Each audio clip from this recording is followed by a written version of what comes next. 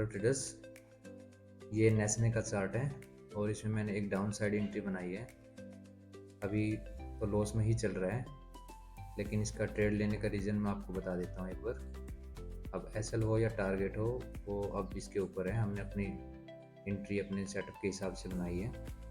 अगर इसमें ट्रेड लेने का रीज़न देखेंगे तो ट्रेड लेने का रीज़न बिल्कुल सिंपल है।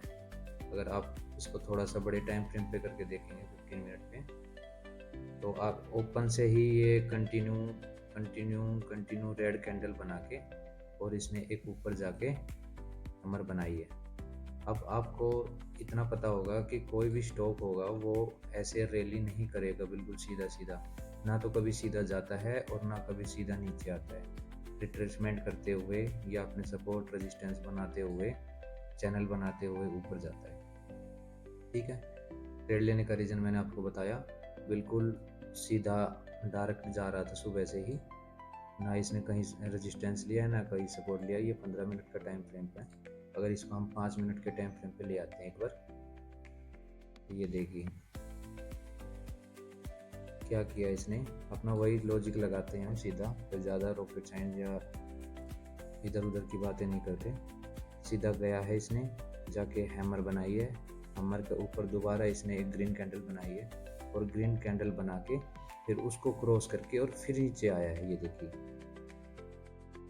साइकोलॉजी समझ पा रहे हो आप थोड़ी बहुत? तो ये देखिए इसने किया क्या है। हैमर बना के, हैमर बनाई पहले, उसके बाद एक ग्रीन कैंडल भी दी है। अब जाने को तो इससे ऊपर सीधा जा सकता था ना ये, या यहाँ से ही थोड़ा सा टाइम स्पेंड करके ऊपर चला जाता। अब एक चीज़ है, आप ये भी देखिए ना कि कोई भी इंसान हो या स्टॉक भी देख सकते हो आप एग्जांपल के लिए, कितना चलेगा इंसान? चलता ही थोड़े ना रहेगा कि ऊपर ही ऊपर ऊपर ही ऊपर भागता रहेगा। अब जो ये सोच के इसमें एंट्री करेंगे यहाँ पे कि हाँ स्टॉक तो आज अप ट्रेंड में है, जा रहा है तो ऊपर ही जाता रहेगा, तो वो यहाँ पे घुसे होंगे, कुछ यहाँ पे घुसे होंगे और कुछ यहाँ पे घुसे होंगे। जो यहाँ पे घुसेंगे और यहाँ पे घुसेंगे और यहाँ पे घुसेंगे, वो अपना यहाँ पे प्रॉफिट बुक करेंगे। और जो यहाँ पे इस के ब्रेकआउट पे घुसेंगे इस ग्रीन कैंडल को देख के, उनका यहाँ पे एसएल रहेगा, यहाँ पे नीचे एसएल रहेगा। और जो यहाँ पे जो बायर घुसे थे वो यहाँ पे निकलना शुरू कर देंगे, जहाँ पे प्रॉफिट बुकिंग आएगी। अब इस प्रॉफिट बुकिंग का फ़ायदा उठा के हम अपना टारगेट अचीव करेंगे। ये मेरा रीज़न था। अब इससे आगे जो करना है वो स्टॉक को करना है। अभी फ़िलहाल कोस्ट टू कोस्ट ही चल रहा है, देखते हैं आगे क्या करता है।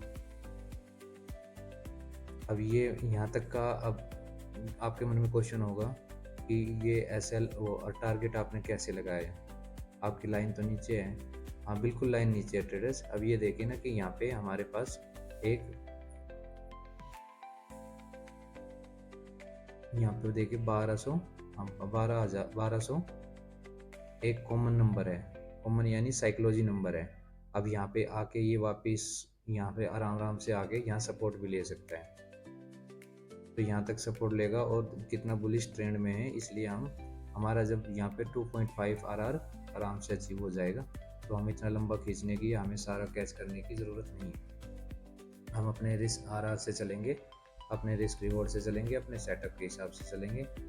अब देखते हैं कि क्या करता है ये। अगर इसके नीचे आके एक बार लंबी बड़ी कैंडल बना के क्लोज कर देता है, तो ये इजीली अपने नीचे आराम से आ जाएगा यहाँ पे। और इसमें हमारी एंट्री अगर देखी जाए तो एंट्री कहाँ पे हुई है, एक बार एंट्री देखते हैं इसकी।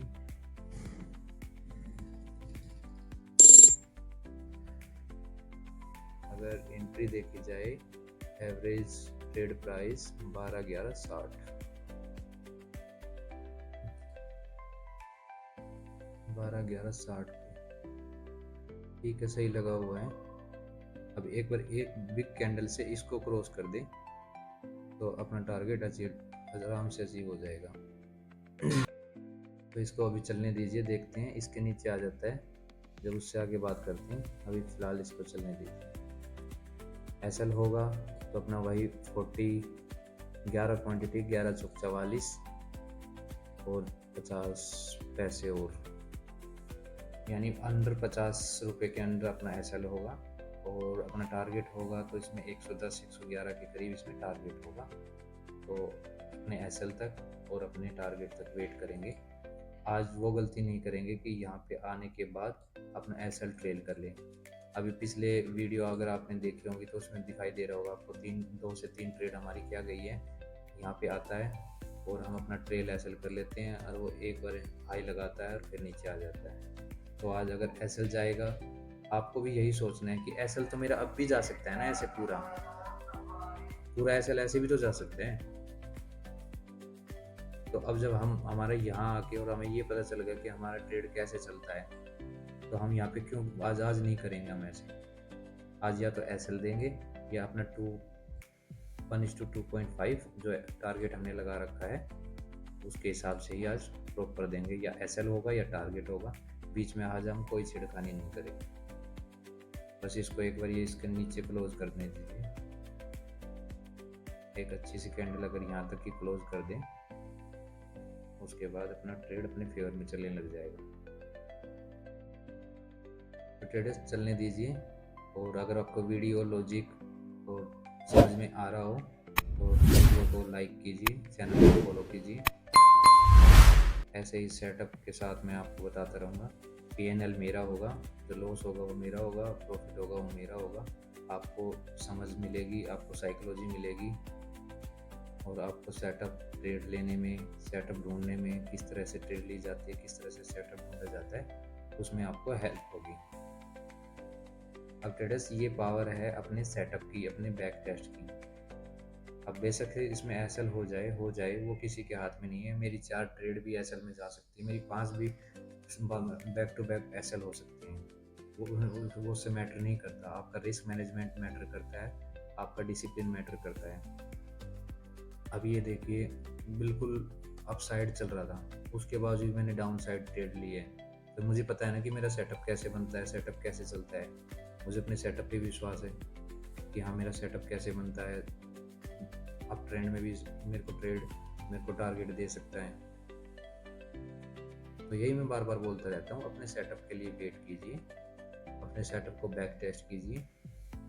धीरे धीरे 1-2 क्वांटिटी से, अब मैं भी कितनी क्वांटिटी ले रहा हूँ, 10 क्वांटिटी ले रहा हूँ। जैसे जैसे धीरे धीरे कॉन्फिडेंस आता जाएगा, अब मुझे पता है कि मैं 10,000 को 20, 15, 25,000 कर सकता हूँ महीने, 2 महीने, 3 महीने में। मैं अपना 50,000 कर दूंगा, 1 लाख कर दूंगा। समझ रहे हो आप? आपको पहले अपने सेटअप पे कॉन्फिडेंस होना चाहिए, आपको अपने ऊपर कॉन्फिडेंस होना चाहिए। अगर आप मेरी बात से सहमत हो, आपको बात समझ में आ रही है, तो वीडियो को लाइक कीजिए, चैनल को सब्सक्राइब कीजिए। मैं यही चाहता हूँ कि आप स्टॉक से शुरुआत करें, धीरे धीरे अपना सेटअप बनाए, साइकोलॉजी, कॉमन चीज़ें, जनरल नॉलेज या आप छोटी छोटी चीज़ें सीखना शुरू कीजिए। और देखो बिजनेस तो हर कोई बिजनेस है, हर बिजनेस में लॉस और प्रॉफिट तो चलता रहता है। लेकिन जो बंदा लंबे समय के लिए अब ये सोचता है कि हाँ मैं 2 महीने बिजनेस करूँगा और मैं प्रॉफिट निकालूंगा उसमें से, तो ट्रेडर ऐसा नहीं होता है कभी। कोई भी बिजनेस हो उसमें टाइम भी लगता है, उसमें पैसा भी लगता है, उसमें सबसे ज़्यादा पेशेंस लगता है। कोई भी काम हो, कोई भी बिजनेस हो, पेशेंस तो आपका लगेगा ही लगेगा। अब मैं इसमें छोटा सा एक मैं दोस्त का एग्जांपल दूंगा। जब तक ट्रेड चल रही है, आपको दिखाई दे रहा होगा, ये कैंडल इसके नीचे अच्छी तरह क्लोज कर दें तो हमारा टारगेट की तरफ ये आराम से चला जाएगा। बस हमारी दिक्कत यही है कि इस दिक्कत भी क्या, हम कुछ नहीं कर सकते, बस अपने एनालिसिस करके बताता हूँ मैं हाँ क्या कर सकते हैं, हम कैसे कर सकते हैं, कैसे सोच सकते हैं। हाँ, तो मैं बात कर रहा था अपने दोस्त की। मेरे दोस्त ने इन्वर्टर बैटरी की दुकान की, सेलिंग की। तो उसका कोई दोस्त करता था, तो उसको पता चल गया कि हाँ इसमें इन्वर्टर बैटरी की काम में बहुत पैसा है। उसने भी शुरू कर दिया, सीखना शुरू किया। 2 दिन, 10 दिन, 20 दिन, महीना गया। अब गर्मी का टाइम था, अब इतना टाइम, एक महीना गया। 1 महीने में उसको दिखा कि यार मेहनत तो बहुत है।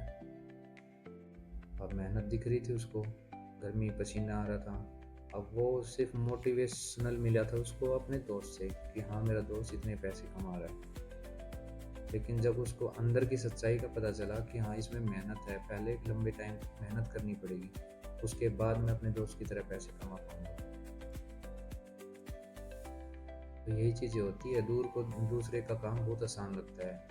मेहनत हर चीज़ में है।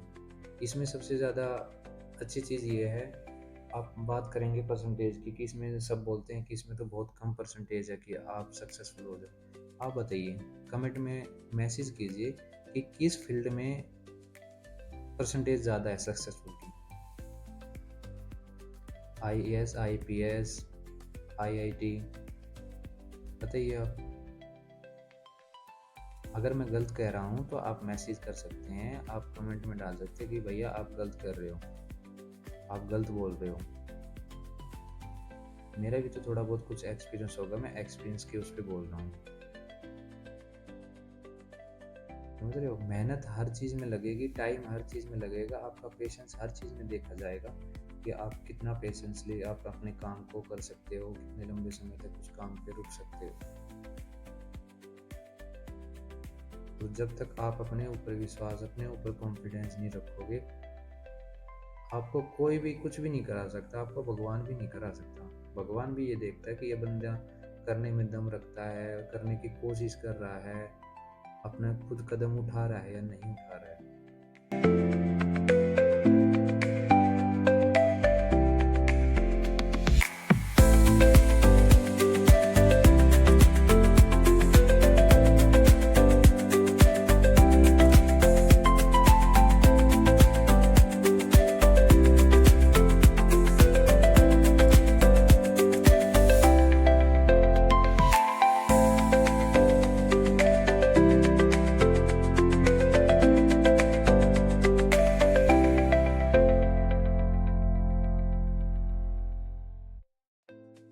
इन लेवलों को ना आप पत्थर की लकीर समझा करो।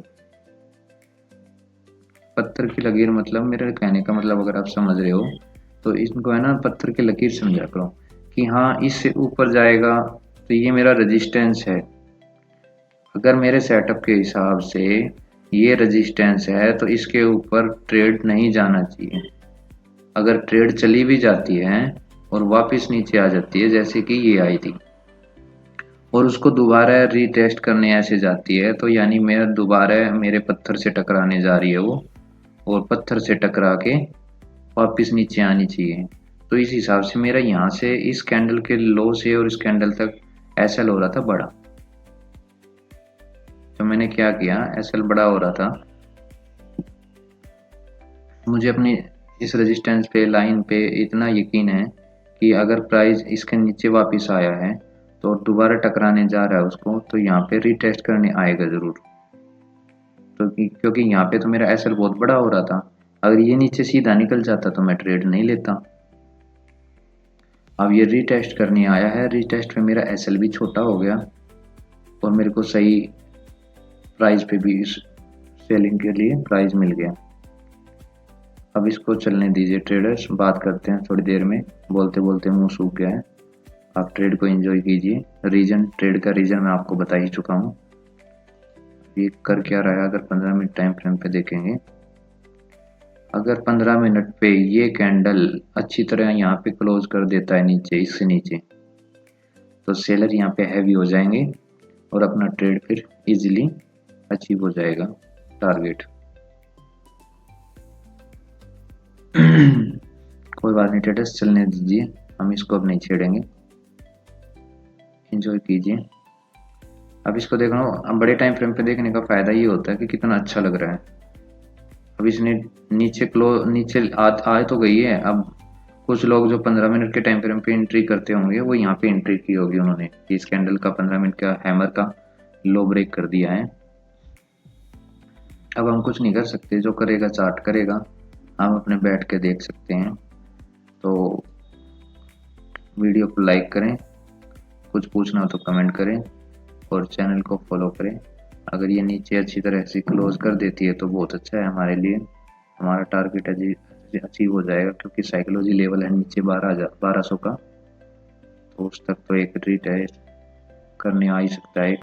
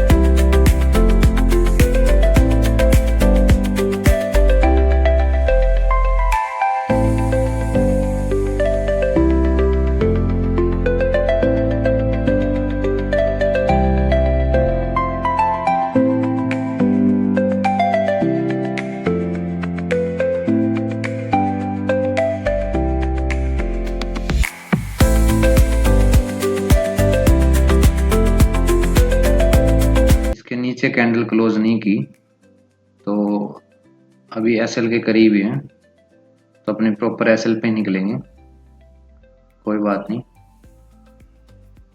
सिर्फ मेरा एसएल नहीं जाने वाला, जो जिन्होंने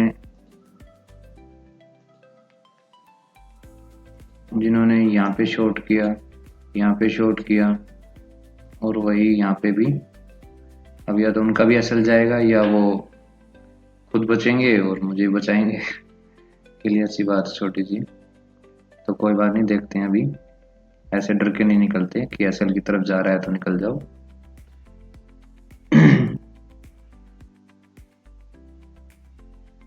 अपने प्रॉपर एसएल पे और प्रॉपर टारगेट पे निकलेंगे। ऐसा तो है नहीं कि हमने पूरा कैपिटल का दाव लगा रखा है, हमारा सारा कैपिटल चला जाएगा, ऐसा कुछ नहीं है। इसलिए बोलते हैं कि रिस्क मैनेजमेंट को करना जरूरी होता है।